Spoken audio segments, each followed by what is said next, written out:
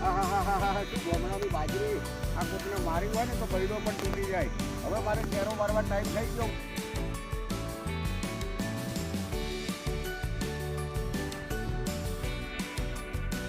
આજે આ ગામડાની મોજ ચેનલ જે ચાલે છે અમારી, તો અમારી બાજરી લણવાનું ચાલુ છે.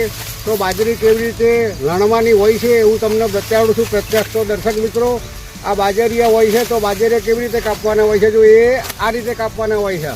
વાહ ભાઈ વાહ, અમારા ગામડાની મોજ.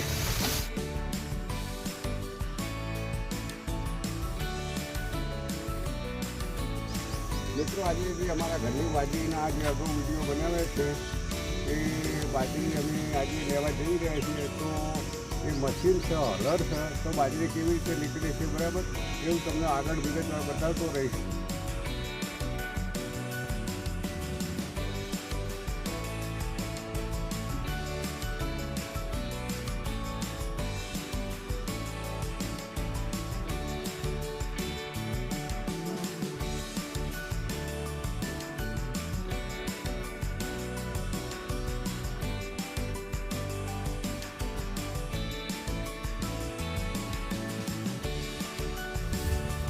આજે જે અમે બાજરી ગઈકાલે થ્રેશરમાં લીધી, તો એ બાજરીને આજે ચોખ્ખી કરવા માટે જેને ઉપણવામાં આવે છે, તો આજે એનું કામકાજ ચાલુ છે. તો મિત્રો બતાવી દઉં છું તમને.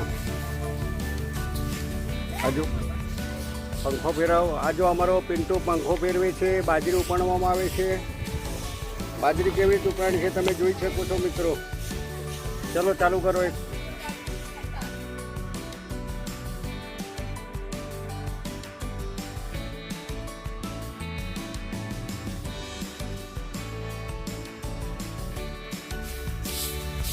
આ ચલો રંજનબેન છે, હું તમને દેખાડવા માગું છું કે જે 65 વર્ષની ઉંમર છે પણ બાજરીનું પાછળનો કચરો કેવો વાળે છે તમે જોઈ શકો છો. અને આ જો અમારા ઘરના વડીલ છે જે હોમ મિનિસ્ટર કહેવામાં આવે છે, એ પણ કેવું કામ કરે છે. જો અને અમારા પિન્ટુ ખરેખર પંખાનો કારીગર લાગે છે. ખરેખર પિન્ટુએ આ બધી બાજરી માટે પિન્ટુએ પંખો નાખ્યો છે. પિન્ટુ, તને એક સલામ. આ પિન્ટુના મોટાભાઈ છે, ધોરણ 10માં આવ્યા છે. તો કેટલા ટકા આવ્યા છે? તો પછી કઈ લાઈન લેશો પછી? હવે પાઇપલાઇન લેશો એમ?